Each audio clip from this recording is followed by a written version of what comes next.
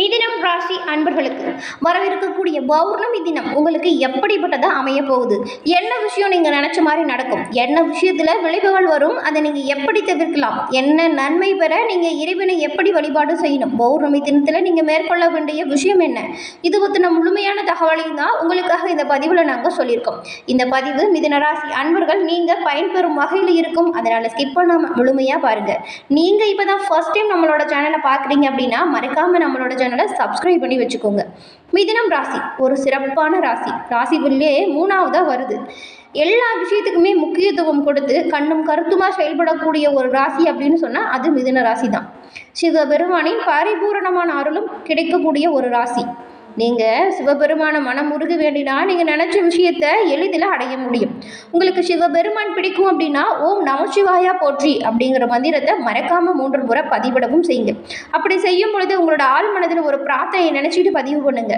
அந்த விஷயம் சிவபெருமானின் அருளால் உங்களுக்கு கிடைக்கும், எல்லா வகையிலும் நன்மைகள் பிறக்கும். சிவபெருமானோட பரிபூரண அருளும் கிடைக்கப்பெற்றும் நீங்கள் நலமுடன் வாழ உங்களுக்கு வாழ்த்துக்களையும் சிவபெருமானிடம் உங்களுக்காக நாங்கள் பிரார்த்தனையும் செஞ்சுக்கிறோம். இந்த பௌர்ணமி ஒரு சிறப்பான நாளாக பார்க்கப்படுது. இந்த நாளில் விரதம் இருந்து இறைவனை வழிபட்டால் நன்மைகளை பல மடங்கு நாமளால் பெற முடியும்.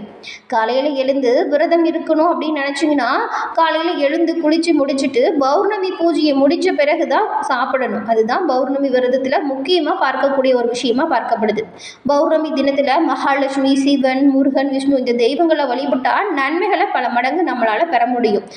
மன அமைதிக்காக சந்திர பகவானை வணங்கினால் நன்மைகளை பெறலாம், மன அமைதியை அதிகரிக்க செய்யலாம். அதே போல் திருவண்ணாமலையில் பௌர்ணமி அன்று கிரிவலம் செல்வது ஒரு சிறப்பு வாய்ந்த ஆன்மீக செயலாக பார்க்கப்படுது. புனித நதிகளில் நீராடினா சிறந்த பலன்களை நம்மளால் பெற முடியும்.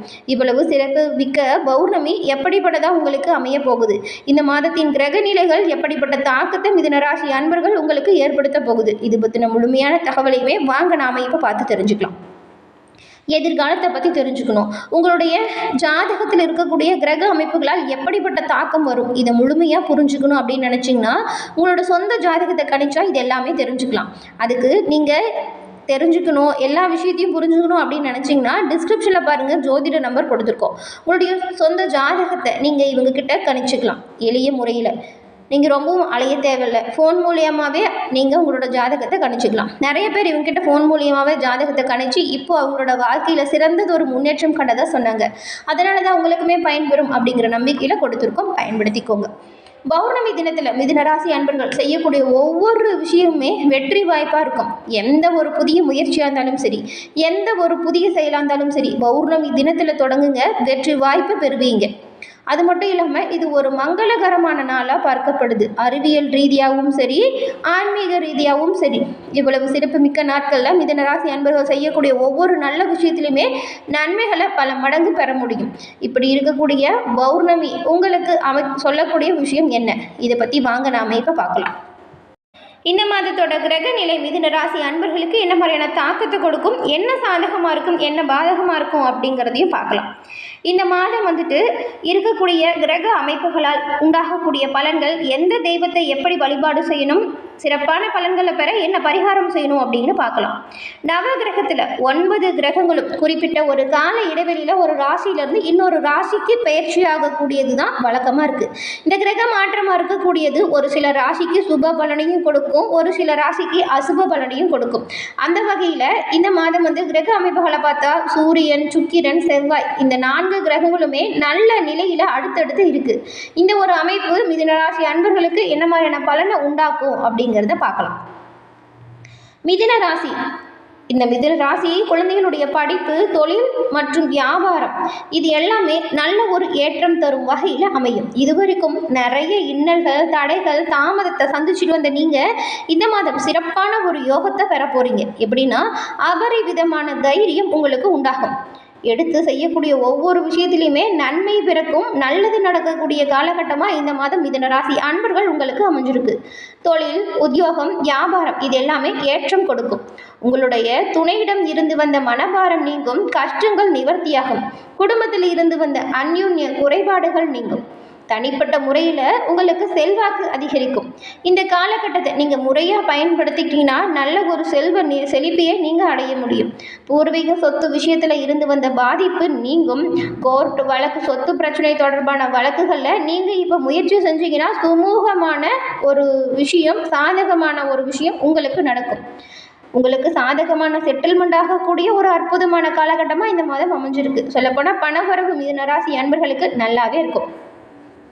சொத்துக்கள் விஷயமா பார்த்தா சொத்துக்களை பிரிச்சுக்கிறது, பாகப்பிரிவினை செய்கிறது, சொத்தால் அண்ணன் தம்பி தகராறு இருந்துச்சுன்னா இது எல்லாமே நிவர்த்தியாகும். இந்த மாதம் 9ஆம் இடத்தை சுபர்கள் வலுத்து பார்க்கறதுனால இதுவரைக்கும் கிடைக்காத பாக்கியம் மிதுன ராசி அன்பர்களுக்கு இந்த மாதம் கிடைக்க போகுது. பண தட்டுப்பாடு எல்லாமே பரிபூர்ணமாக நீங்கும். இடமாற்றம், உத்தியோக மாற்றம், படிப்பு மாற்றம், வியாபார மாற்றம் இப்படின்னு ஏதாவது ஒரு மாற்றம் மிதுன ராசி அன்பர்களுக்கு இந்த மாதம் கட்டாயம் ஏற்படும். குரு கேந்திராதிபதி தோஷத்தில் இருக்கிறதுனால வரும் மாற்றத்தை வேண்டாம் அப்படின்னு சொல்லாதீங்க. வரக்கூடிய மாற்றத்தை ஏற்றுக்கிறது இந்த காலகட்டத்தில் இருக்கக்கூடிய அமைப்புக்கு ரொம்பவுமே நல்லது. கிரகத்துக்கு ஏற்ப மாறிக்கோங்க. புதிய முயற்சிகள் அனுகூலத்தை கொடுக்கும். குடும்பத்தில் புதிய வரவு சந்தோஷத்தை ஏற்படுத்தும். குழந்தைகள் பற்றின கவலை தீரும். குழந்தை பாக்கியம் கிடைக்கும். திருமணமாகாதவங்களுக்கு இந்த வருடத்தின் இறுதியில் நிச்சயமாக திருமண யோகம் ஏற்படும். உங்கள் ராசியில் குரு இருந்து 5, 7, 9ஆம் இடத்தை பார்க்கறதுனால மிகப்பெரிய மேன்மை ஏற்படும். கடந்த 3 வருஷமாக அஷ்டம சனி காலத்தில் கடும் பாதிப்புகளை சந்திச்சு வந்த நீங்கள் இந்த மாதம் ரொம்பவுமே சிறப்பான யோகத்தை பெற போகிறீங்க. ஏற்றத்தையும் வளர்ச்சியும் கொடுக்கும் மாதமாக இந்த மாதம் அமையும். பொருளாதாரம் சம்பந்தப்பட்ட விஷயத்தில் நல்ல ஒரு ஏற்றம் பிறக்கும். மனதில் இருந்து வந்த பாரங்கள், குழப்பங்கள், கஷ்டங்கள் இது எல்லாமே உங்களை விட்டு நீங்கும் காலகட்டமாக இந்த மாதம் அமைஞ்சிருக்கு. உங்கள் குல தெய்வ வழிபாட்டால் நன்மைகள் பலவும் உங்களுக்கு உண்டாகும். பௌர்ணமி தினத்தில் மறக்காமல் மிதுன ராசி அன்பர்கள் உங்கள் குலதெய்வ வழிபாடை செய்யுங்க. இப்போ சொன்ன நன்மைகள் எல்லாமே சிறப்பானதாக உங்களுக்கு கிடைக்கும். எல்லா வகையிலுமே முன்னேற்றம் பிறக்கும். குலதெய்வத்தின் பரிபூரண அருளும் கிடைக்கும். உங்களுக்கு எல்லா விதத்திலுமே நன்மைகள் வந்து சேர உங்கள் குலதெய்வ வழிபாடை பௌர்ணமி தினத்தில் செய்யுங்க. நன்மை உண்டாகும், நல்லது பிறக்கும்.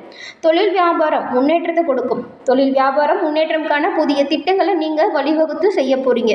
புதிய ஆர்டர்கள் நிறைய வந்து சேரும். உத்தியோகத்தில் இருக்கிறவங்க உற்சாகமாக செயல்பட போகிறீங்க. அது மட்டும் இல்லாமல் உங்களுக்கு நீங்கள் செய்கிற ஒவ்வொரு நல்ல விஷயத்திலுமே நன்மைகளை உடனுக்குடன் அடைவீங்க. கணவன் மனைவிக்கு இடையே இருந்து வந்த பிரச்சனை தீரும். நெருக்கம் அதிகரிக்கும். குடும்பத்தில் விருந்து, கேளிக்கை நிகழ்ச்சி உண்டாகும். குழந்தைகள் உற்சாகமாக இருப்பாங்க. பெண்கள் மன திருப்தியோடு உங்களோட காரியங்களை செய்து முடிச்சிங்கன்னா அந்த அனைத்து விஷயத்திலுமே சாதகமான பலனை நீங்கள் பெற முடியும். அரசியல்வாதிகளுக்குமே சிறப்பான மாற்றங்கள் ஏற்படக்கூடிய ஒரு காலகட்டமாக இந்த மாதம் அமைஞ்சிருக்கு. கட்சியில் உங்களை பற்றி சலசலப்பு கூட வரலாம். நீங்கள் உங்களோட செயல்களை மட்டும் கவனமாக இருங்க. கலைத்துறையில் இருக்கிறவங்களுக்கு எதிர்பார்த்த ஒப்பந்தம் உண்டாகும். வருமானம் உயரும். விமர்சனத்தையுமே தாண்டி நீங்கள் முன்னேற்றம் அடைய போகிறீங்க. வேலை பளு காரணமாக வெளியில் தங்க நேரிடலாம்.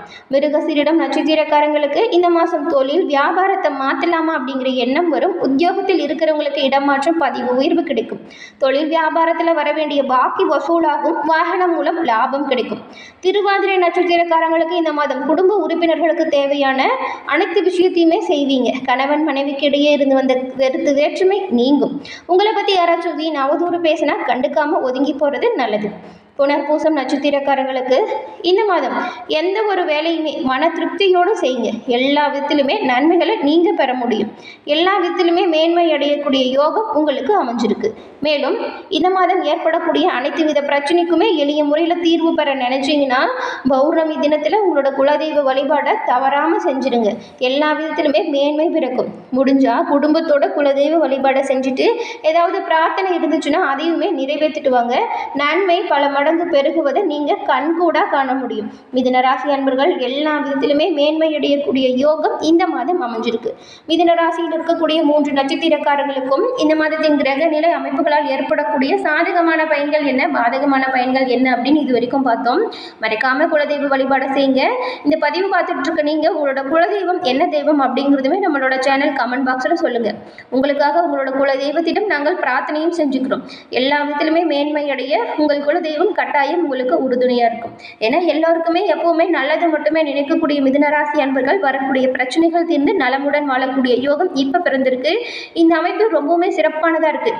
இப்போ வரக்கூடிய வாய்ப்புகள் எல்லாமே நீங்கள் சரியாக பயன்படுத்திக்கிட்டீங்கன்னா மேன்மையான வாழ்க்கையை நீங்கள் வாழ முடியும். எல்லா விதத்திலுமே முன்னேற்றம் அடைய முடியும். என்ன மிதுன ராசி அன்பர்களே, இந்த பதிவு நீங்கள் பயன்பெறும் வகையில் அமைஞ்சிருக்கும்னு நினைக்கிறோம். பதிவு பிடிச்சிருந்தா லைக் பண்ணுங்க. உங்கள் குடும்ப உறுப்பினர்களும் மிதுன ராசியாக இருந்தால் அவங்களுக்குமே இந்த பதிவை ஷேர் பண்ணுங்க. நீங்கள் இப்போ தான் ஃபர்ஸ்ட் டைம் நம்மளோட சேனலை பார்க்குறீங்க அப்படின்னா மறக்காமல் சப்ஸ்கிரைப் பண்ணி வச்சுக்கோங்க. தொடர்ந்து பார்த்தமைக்கு நன்றி நேயர்களே. நன்றி, வணக்கம்.